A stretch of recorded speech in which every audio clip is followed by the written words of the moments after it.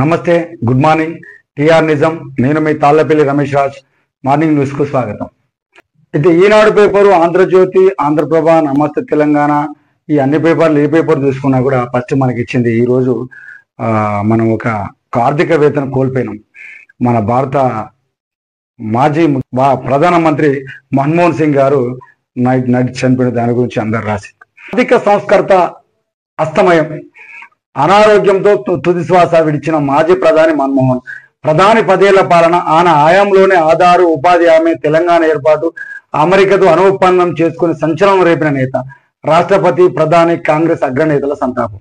రోజునటువంటి ఆర్థిక సంస్కరణలతో ఇబ్బంది పడుతున్న సందర్భంలో ఆర్థిక మంత్రిగా ఎన్నో కార్యక్రమాలు చేసిందని చెప్పేసి రాసిండ్రు. అది జరిగిన సత్యం. ఇంకోటి ఏంటంటే అన్ని ప్రధానమంత్రులు దేశాన్ని పరిపాలించిండ్రు. అందులో మన మన్మోహన్ సింగ్ గారు కూడా ఆయన ఇంటికా నుంచే సర్ది తెచ్చుకొని తినేటువంటి వ్యక్తి. తర్వాత ఆయన కార్యక్రమాలు అయిపోయిన తర్వాత కూడా ఆయన సొంత అంబాసిడర్ కారులో ఇంటికి వెళ్ళిపోయిన వ్యక్తి. ఆడంబర జీవితం లేకుండా సామాన్యంగా జీవితం గడిపిన వ్యక్తి, అవినీతికి మచ్చలేనటువంటి వ్యక్తి చనిపోవడం అనేది చాలా బాధాకరమైన విషయం. ఈయన ఏమన్నాడు, తనని మౌనంగానే ఉంటా అని చెప్పేసి పూర్తిగా మౌనంలోకి వెళ్ళిపోయిన సందర్భం. ఇంకోటి, సినీ ప్రముఖులంతా కలిసి నిన్న ముఖ్యమంత్రి గారిని కలిసిండ్రు. అందులో భాగంగా ఒక వార్త ఇచ్చిండు. తెలుగు సినీ పరిశ్రమకు ప్రపంచవ్యాప్త బ్రాండ్ అని చెప్పేసి ఇచ్చిండు. ఇవి మొన్న ఏం చెప్పిండంటే, మొన్న జరిగినటువంటి సందర్భంలో ఒక అమ్మాయి చనిపోవడం జరిగింది. అట్లాగా పిల్లగాడు కూడా చావు బతుకుల మధ్యలో అని చెప్పి చాలా సీరియస్ గా తీసుకున్నాడు. అసెంబ్లీలో కూడా పెద్ద ఎత్తున దేశవ్యాప్తంగా చర్చ జరిగింది. ఆ సందర్భంలో ఒక బెనిఫిట్ షో లేవని చెప్పేసి అన్నాడు.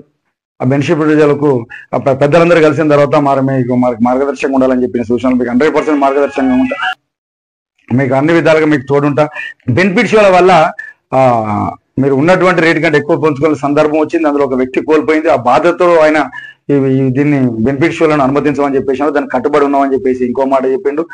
ఇంకోటి ఏంటంటే, మీరు చాలా వరకు సీఎం పేరు చెప్పినందుకే ఈయన అరెస్ట్ చేసిరని చెప్పేసి అంటారు, మీరు ఎందుకు ఖండించలేదని చెప్పేసి కూడా ఈ విషయంలో చర్చించారు. ఇంకోటి ఏంటంటే, మమ్మల్ని ఆదుకోవాలనే సందర్భం వచ్చేసరికి నేను ఈ సినీ ఇండస్ట్రీని బాలీవుడ్ లెవెల్లో తీసుకుపోవాలని చెప్పేసి అనుకుంటాను. అందుకోసం అని చెప్పేసి మేము ఒక కార్పొరేషన్ ఏర్పాటు చేసినాం. దాన్ని దిల్ రాజును చైర్మన్ చేసినాం. దానికి అన్ని విధాలుగా అనుకూలంగా ఉంటామని చెప్పేసి మీకు మాట ఇచ్చినని చెప్పి దానికి ముందు తీసుకుపోవాలని చెప్పేసి భావంతుడని నిర్మించామని చెప్పేసి అన్నాడు. ఇంకోటి ఏమైందంటే, ఇంతకుముందు ప్రభుత్వం నుంచి ఎలాంటి వీళ్ళకు అవార్డులు ఇవ్వలేదు, దాని గురించి గద్దర్ పేరు మీద ఒక అవార్డులు కూడా ఇస్తాం అని చెప్పేసి ఒక మాట చెప్పిండు. దీనికి మీకు 100% అనుకూలంగా ఉంటామని చెప్పేసి అన్నాడు. గతంలో ముఖ్యమంత్రులు కూడా మీ సినిమా ఇండస్ట్రీకి, కాంగ్రెస్ ముఖ్యంగా చాలా ఇండస్ట్రీకి మీకు డెవలప్మెంట్ చేసి చిత్రపూర్ కాలనీకి ఇచ్చిండ్రు, మీరు అవి కట్టుకోవడానికి మీకు స్థలాలు ఇచ్చిండ్రు. సేమ్ టైం నేను కూడా మీకు 100% అనుకూలంగా ఉంటా. ఇంకో వాస్తవానికి ఏంటంటే, మన ప్రత్యక్ష వీళ్ళు హీరోలు రాగానే వీళ్ళు నెడతాండ్రు, వీళ్ళు ఎవరు మన బౌన్సర్ నెడతా ఆఫీసర్లను నెడతా ఉన్నా. కాబట్టి వాళ్ళ నెట్టకుండా చూసాల్సిన బాధ్యత మీరే. ఎందుకంటే కరెక్ట్ కాదు కదా. వస్తుంటే నెడతాంటారు ఏదో వీళ్ళు దగ్గరకు వస్తాంటారు, వచ్చినప్పుడు జరగండి అని పోతాను. వీరు బలవంతంగా చూసి ఇబ్బందులకు గురి చేస్తారు కదా, బాధాకరమైన విషయం. కాబట్టి దాన్ని దృష్టిలో పెట్టుకొని ఆ బౌన్సర్లను ఏమైనా జరిగితే కూడా మీరు పూర్తి బాధ్యత వహించాలని చెప్పేసి నేను ఒక మాట చెప్పాను. 100% నిజం, మంచి మాట కూడా. ఎందుకంటే నేను ప్రాణం కోల్పోవడం దాంట్లో కూడా వాళ్ళతో ఇంత పాత్ర ఉన్నది అనేది అర్థమైంది. ఎందుకంటే ఈ బౌన్సర్ నెట్టిన వాళ్ళనే కదా అమ్మాయి కింద పడ్డది. కాబట్టి అది 100% ఇవ్వాల్సిన అవసరం ఉంటుంది. ఇంకోటి మంచి నిర్ణయం కూడా తీసుకున్నారు. ఇది డ్రగ్స్ మీద కూడా మీరు మంచి మెసేజ్ ఇస్తుంటారు. మీ 100 మంది మిమ్మల్ని చూస్తూ ఉంటారు. ఏది చేసినా మిమ్మల్ని ఒక మంచి కటింగ్ చేసుకుంటే మిమ్మల్ని ఆచరిస్తూ ఉంటారు. ఓ డ్రెస్ కోడ్ కూడా మిమ్మల్ని ఆచరిస్తూ ఉంటారు. కాబట్టి మీరు కూడా ఈ డ్రగ్ అని దానికి బానిసలు కాకుండా కొంచెం మీరు ప్రచారాలు చేస్తే 100% మంచి ముఖ్యమంత్రి గారు తీసుకున్న నిర్ణయం అనేది మంచి నిర్ణయం. మీరు కూడా దీన్ని ఇంప్లిమెంటేషన్ చేయాలని చెప్పేసి అంటున్నాను. ఇంకోటి ఏంటంటే, గురుకులాలకు కూడా చాలా విద్యకు కూడా మీకు ఎంతో డబ్బులు వస్తాంటే ఎంతో కొంత తీసుకుంటామని చెప్పేసి ఇది కూడా మంచి నిర్ణయం అని చెప్పేసి మనం భావించాల్సిన అవసరం ఉంటుంది.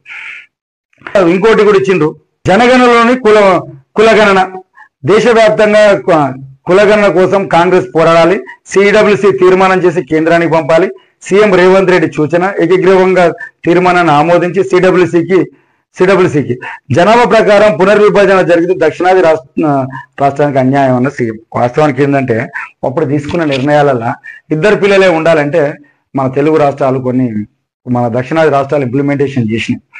దానివల్ల ఈరోజు మన నియోజకవర్గాల పునర్విభజన జరిగితే వంద పాలు మన దక్షిణాది రాష్ట్రాల్లో నష్టపోయే ప్రమాదం ఉంది. ఎందుకంటే జనాభా పాపులేషన్ బట్టే ఆ ఎంపీ సీట్ల ఎమ్మెల్యే సీట్లు పెరుగుతూ ఉంటాయి.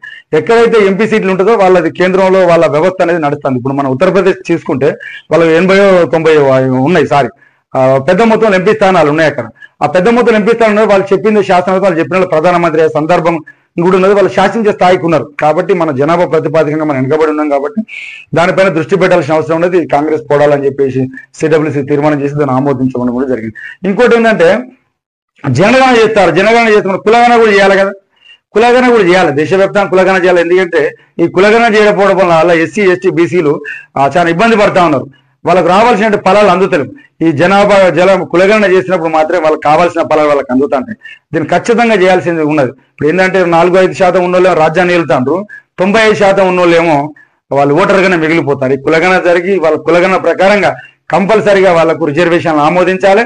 ఆ చట్టసభలలో కూడా వాళ్ళకు కలిపినట్టు మాత్రమే న్యాయం చేసిన సందర్భాలు ఏర్పడుతుంటాయి. దీనికి ఖచ్చితంగా ప్రతి ఒక్కరు గుర్తుంచుకోవాల్సిన అవసరం ఉంటుంది. దీనికోసం అన్ని పార్టీలు కూడా పోరాడాల్సిన అవసరం ఉంటుంది. బీజేపీ పార్టీ వాళ్ళు కానీ, బీఆర్ఎస్ వాళ్ళు కానీ, కాంగ్రెస్ పార్టీలు కానీ, ఉన్నటువంటి అన్ని పార్టీలు కూడా దీనికోసం పోరాడాల్సిన అవసరం ఉంటుంది. కంపల్సరీ కులగణన కానీ జనగణనతో కులగణన కూడా చేయాల్సిన అవసరం ఉంటుంది. కులగణన చేసేవాడు మాత్రమే ప్రతి ఒక్కరికి న్యాయాలు అంతే అని చెప్పేసి అందరు భావిస్తున్నారు. ఈ మధ్యలో మన రాష్ట్ర ప్రభుత్వం, తెలంగాణ రాష్ట్ర ప్రభుత్వం కూడా కులగణన చేసింది. అందులో భాగంగా దేశంలో అన్ని రాష్ట్రాలు కూడా చేయాల్సిన అవసరం ఉన్నది. దీనిపైన చేయాల్సిన అవసరం ఉంది, కంపల్సరీ చేయాలి కూడా. ఇంకోటి, చెరువులో ఎస్ఐ మృతదేహం, బిక్కనూరు ఎస్ఐ సాయి కుమార్ అదృశ్యం వీడిన చిక్కుముడి, మహిళా కానిస్టేబుల్ మరో యువకుడికి మృతదేహాలు దొరికిన చెరువులో లభ్యం, మూకుమ్మడి ఆత్మహత్యలు. ఇదైతే బాధాకరమైన విషయం. ఎందుకంటే సార్ మీరు తప్పు కనొద్దు, కానీ మనం ఆలోచించాల్సిన విషయం ఏంటంటే మీరు ఒక బాధ్యతమైన పద్ధతిలో ఉన్నారు, బాధ్యతమైన వ్యవస్థ నిర్మిస్తున్నారు. ఇది కొంచెం ఏదో తప్పు మాటలు అని చెప్పేసి అంటారు. ఇలాంటి వాటికి జోలికి పోకుండా సామరస్యంగా ఉండదు. మీ సమాజానికి మెసేజ్ ఇచ్చేటువంటి వ్యక్తులు. సరే, మనసు అనేది ఉంటుంది ప్రతి ఒక్కరికి. అది బాధాకరం. ఇలాంటి మళ్ళీ పునరావృతం కాకుండా చూసుకోవాల్సిన అవసరం ఉంటుంది. ఎందుకంటే మీ వల్ల మీరు ఆలోచనల విధానాల వల్ల 3 కుటుంబాలు పోయినాయి. ఆ సేమ్ టైం మీ కుటుంబం ఒక తండ్రిని కోల్పోయింది, ఒక భార్యను కోల్పోయింది, ఒక బిడ్డలను కోల్పోయింది. మీకు చాలా ఇబ్బందికరమైన విషయం సార్. ఇలాంటి కొన్ని జరగకుండా చూడాల్సిన అవసరం ఉంటుంది. ఇంకోటి మేజర్ వార్త ఇచ్చిండ్రు, దళిత బిడ్డ ఎర్రోల శ్రీనివాస్ అరెస్టు, కోర్టు ఆదేశాలతో విడుదల. ఎర్రోల శ్రీనివాస్ అనే వ్యక్తి తెలంగాణ ఉద్యమంలో దళిత బిడ్డ కావడం వల్లనే చాలా పదవులు కోల్పోయిన అగ్రవర్ణాల పార్టీలలో ఉండి ఎప్పుడు ఎమ్మెల్యే కావాల్సిన వ్యక్తి, మినిస్టర్ కావాల్సిన వ్యక్తి కూడా ఎర్రోల శ్రీనివాస్ అనే వ్యక్తి వాస్తవానికి ఫస్ట్ నుంచి తెలంగాణ ఉద్యమం కోసం అపరిషలు పోరాడిన వ్యక్తి. లాస్ట్కు అడగంగా పాపం ఆయనకు ఎస్సీ కమిషన్ చైర్మన్ ఇచ్చిండ్రు. తర్వాత అనేది నిన్న అరెస్ట్ చేసిరని చెప్పేసి ఏం మార్పు ఇచ్చారు. ఆయనకు ఏదో సమ్మాన్లు ఇస్తామని చెప్పేసి అరెస్ట్ చేసినామని చెప్పేసి అని అనడం వల్ల ఎందుకు అరెస్ట్ చేసిరని చెప్పేసి కోర్టు కొంచెం తిట్టిందని చెప్పేసి కూడా అన్నారు. ఇది పునరావృతం కాకుండా చూడాల్సి. ఎందుకంటే దళిత బిడ్డ అన్యాయం జరిగిందని చెప్పేసి ఇచ్చారు. దీనిపైన చూడాలి. ఈ రోజు మార్నింగ్ న్యూస్ ముఖ్య వార్తలను చేసుకున్నాం. మరికొన్ని వార్తలతో రేపు మేము ముందుకు